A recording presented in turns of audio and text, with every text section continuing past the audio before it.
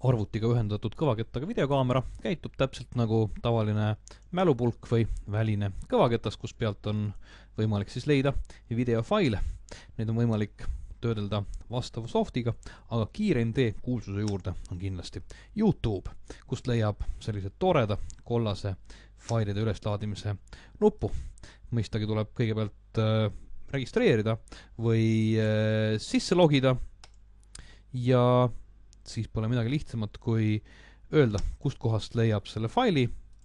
Minu puhul siis vastavalt e-ketta pealt ja ma tean, et viimane duubel on kindlasti parim ja laeme ülesse. Sõltuvalt netiühenduse kiirusest võib see aega võtta mõnikümmend minutit, pikemate failide puhul võib-olla ka rohkem. Selle aja jooksul on meil mugav võimalus täita ära pealkiri ehk milleks kasutada videokaamerat.